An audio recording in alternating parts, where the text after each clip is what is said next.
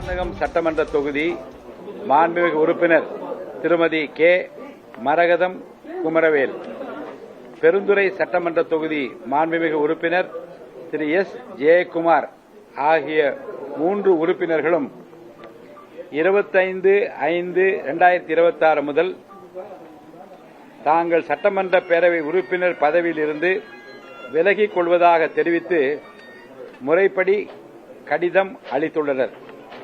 பேரவை விதிகளின்படி இக்கடிதங்கள் முறையாக உள்ளதால் பதவி விலகல் ஏற்றுக்கொள்ளப்பட்டுள்ளது என்பதை தெரிவித்துக் கொள்கிறேன். ஆமா ஆமா இருக்கு. அதை நாங்கள் முறைப்படி அவங்களுக்கு தகவல் தெரிவித்து விடுவோம். முறைப்படி மற்ற அறிவிப்பில் அவர்கள் வெளியிடுவார்கள். பேரவை விதி எதன் அடிப்படையில் அவங்களுடைய கடிதம் ஏற்றுக்கொள்ளப்பட்டு ராஜினாமா ஏற்றுக்கொள்ளப்பட்டிருக்கிறது. அதாவது கடிதம் அளிக்கின்ற உறுப்பினர் தங்களுடைய கடிதத்தை சொந்த கையெழுத்தின் மூலமாக டைப்டு லெட்டர் கிடையாது, தங்கள் கையெழுத்தினால் எழுதி தாங்கள் கையொப்பமிட்டு நேரில் அளிக்கலாம் என்பது ஒரு விதி. இரண்டாவது, வேறு யாரும் நம்பகமான வேறு யாரும் மூலமா அனுப்பியிருந்தால் அவர்களை பற்றி நான் விசாரித்து அது ஏற்புடையதாக இருந்தால் அதை ஏற்றுக்கொள்ளலாம். ஆனால் இங்கே 3 பேரும் தனித்தனியாக அவர்களே வந்தார்கள். கைப்பட தங்கள் கடிதத்தை அவர்களே எழுதி என்னிடம் அளித்தார்கள். எனவே அதை நான் உடனடியாக ஏற்றுக்கொண்டிருக்கிறேன்.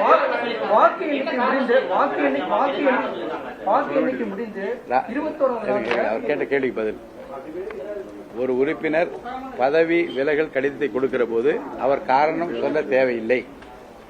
இன்று முதல் இப்பொறுப்பிலிருந்து விலகிக் கொள்கிறேன் என்கின்ற அந்த வாசகங்கள் இருந்தால் போது விதிகள் உட்பட அதை ஏற்றுக்கொண்டிருக்கிறேன். தேர்தல் வாக்கு எண்ணிக்கை முடிந்து ஒரு 21 நாட்கள் தங்களுடைய எம்எல்ஏ பதவியை ராஜினாமா செய்யறாங்க. ஒரு சபாநாயகரா நீங்க முன்னாடி கேட்ட கேள்வி கொஞ்சம் விளக்கம் சொல்லிடுறேன். பேரவை விதி 21, பேரவை உறுப்பினர் பதவியிலிருந்து விலக விரும்பும் ஒரு உறுப்பினர் இதற்காக இணைப்பு ஊவில் உள்ள குறிப்பிட்டுள்ள படிவத்தில் பேரவைத் தலைவருக்கு தம்முடைய எண்ணத்தை தம் கைப்பட எழுதி கையொப்பமிட்டு தெரிவிக்க வேண்டும். இதுதான் இந்த விதிப்படி அவர்கள் கடிதம் இருந்ததால் உடனே ஏற்றுக்கொண்டார்.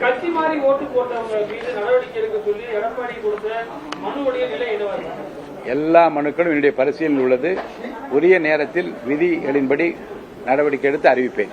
இப்போ இந்த ராஜினாமா பண்றாங்க தேர்ந்தெடுக்கப்பட்ட மக்கள் வாக்களிச்சிருப்பாங்க. இந்த மக்கள் பார்க்கும்போது அவங்களுக்கு அந்த ஒருத்தர் 2 இடத்துல நின்னா அது வேற விஷயம். இந்த மாதிரி இருக்கும் பொழுது நீங்க அவங்களுக்கு ஆலோசனை வழங்கிருக்கலாம்ல. ஏன் இந்த காரணமா கொஞ்சம் மக்களுக்கு என்ன பண்ணீங்க, ஏன் வழங்க முடியல? பேரவை தலைவர் என்ற முறையில் அப்படிப்பட்ட ஆலோசனை வழங்குவது என்னுடைய வேலை அல்ல. அவர்கள் விரும்பி ராஜினாமா கடிதம் கொடுக்கிற போது முறையாக இருக்கிறதா இல்லையா என்பதை மட்டும் பார்ப்பதுதான் என்னுடைய வேலை. அந்த வேலையை நான் முறையாக செய்திருக்கிறேன்.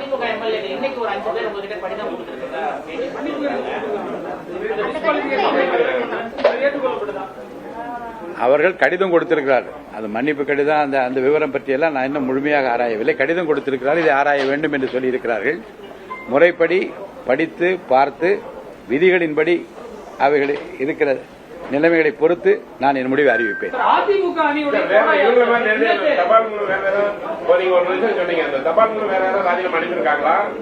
தபால் மூலமாக யாரும் இதுவரை எங்கள் கைக்கு கிடைக்கவில்லை. அப்படி அனுப்பினால் அது ஏற்றுக்கொள்ளப்பட மாட்டாது. நேரிலே வந்து கைப்பட எழுதி கொடுத்திருந்தால் தான் ஏற்றுக்கொள்வோம். சட்டப்பேரவை தான் அறிவிக்கிறேன் சொல்லியிருக்கீங்க.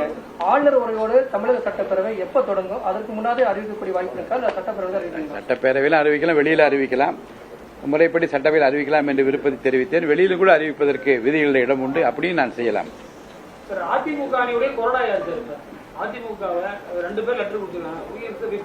அதுதான் ஆய்வு செய்து கொண்டிருக்க என்று பல முறை சொல்லிவிட்டேன். அப்படி 2 கடிதங்களும் நாங்கள் தான் கொறடா என்றோம், நாங்கள் தான் இப்படி என்று சொல்லுகிற போது ஆய்வு செய்வதற்கு எனக்கு நேரம் எடுத்துக் கொண்டிருக்கிறேன்.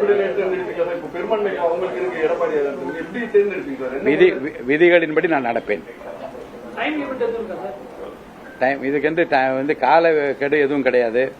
இப்போதுதான் சொல்ல வேண்டும் என்று யாரும் என்னை நிர்பந்திக்கவும் முடியாது. நான் சட்டத்துக்கு உட்பட்டு விதிகளுக்கு உட்பட்டு உரிய நேரத்தில் நிச்சயமாக ஆய்வு செய்து முடிவெடுப்பேன். சில சட்டமன்ற உறுப்பினர்கள் மீண்டும் தங்களுடைய பதவியை ராஜினாமா செய்வதற்கான வாய்ப்பு இருக்குது, தற்போதைய அரசியல் சூழ்நிலை அப்படிங்கிறாங்க. அப்படி வரக்கூடியவங்களுக்கு என்ன நீங்க சொல்றீங்க? ஏன்னா அவங்க மீண்டும் வரவங்களும் எழுத்துப்பூர்வமாக கொண்டு வரணுமா, இல்லாட்டி அதனுடைய விதி என்ன சார் சொல்லுது? இல்ல விதிதான் உங்களுக்கு படிச்சு காமிச்சிட்டேன். இந்த விதியின்படி இப்படி கொண்டு வாங்கன்னு சொல்ற வேலை என்னுடைய வேலை, அது என்னுடைய வேலை அல்ல. ராஜினாமா பண்ணுறதுக்கான வாய்ப்பு இருக்குங்கிறாங்க. இல்ல, ஊடகங்களிலே இருக்கின்ற உங்களுக்கு தான் தெரியும் வெளியே என்ன நடக்குது. எனக்கு வெளியே நடப்பதை பற்றி என் அறைக்குள் வருவதை தான் நான் பார்க்க முடியும். வெளியில் நடக்கிற செய்தியில் நீங்கள் சொன்னால் தான் நான் தெரிந்து கொள்கிறேன். சட்டமன்ற உறுப்பினர் ராஜினாமா பண்ண ஒருத்தருக்கு இண்டிவிஜுவலா அவருக்கு ஒரு இஷ்யூ இருக்கும், எப்ப ரேரா இருக்கும். ஆனா இப்ப திடீர்னு ஒரு 3 பேர் ஒரே டைம்ல வந்திருக்காங்க, அதுபோல நிறைய பேர் வரணும் போது அது ஒரு சந்தேகத்தை கிளப்பாதா இங்க? இல்ல, அது சந்தேகம் இருக்கிறதா என்பதை பற்றியெல்லாம் ஆராய்வது சபாநாயகருடைய வேலை அல்ல. முறையா கடிதம் தரப்பட்டிருக்கிறதா, விதிகளின்படி தரப்பட்டிருக்கிறதா, அதை ஏற்றுக்கொள்ளலாம் வேண்டாமா என்பதை பற்றி தான் நான் முடிவெடுக்க முடியும். அக்ரி கிருஷ்ணமூர்த்தி வெளியே என்ன பேட்டி கொடுத்திருக்காருன்னா, குதிரை பேரத்துக்கு நடந்திருக்கு அப்படின்னு சொல்லி ஹார்ஸ் ட்ரேடிங் ஒரு வார்த்தை யூஸ் பண்றாரு. நீங்க எப்படி இதை பாக்குறீங்க? என்ன அலுவலகத்தை சட்டமன்ற பேரவைத் தலைவர் என்கின்ற முறையில் அளிக்கப்பட்டிருக்கிற கடிதம் விதிகளின்படி அளிக்கப்பட்டிருக்கிறதா இல்லையா என்பதை பற்றி தான் நான் பார்க்க முடியும். ஒரு முறைதான் அளிக்கப்பட்டிருக்கிறது, இருமுறை எனக்காக நினைவூட்டி இருக்கிறார், அவ்வளவுதான்.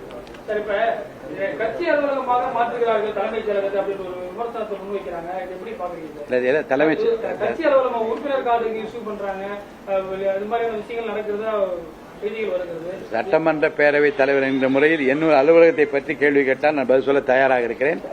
அதுதான் சரியாக இருக்கும். ரொம்ப நன்றி நன்றி நன்றி நன்றி. வாங்க வாங்க வாங்க, அப்பப்ப தொடர்பு கொள்ளுங்க. வாங்க, வாழ்த்து வாழ்த்து வாழ்த்து. வாங்க வாங்க வாங்க வாங்க. அதிமுக எம்எல்ஏக்கள் 3 பேர் ராஜினாமா செய்திருக்கும் நிலையில் ராஜினாமா கடிதம் ஏற்கப்பட்டது என்று சபாநாயகர் பதிலளித்திருக்கிறார். சபாநாயகர் ஜே.சி.டி. பிரபாகர் செய்தியாளர்களை சந்தித்து இதனை தெரிவித்திருக்கிறார்.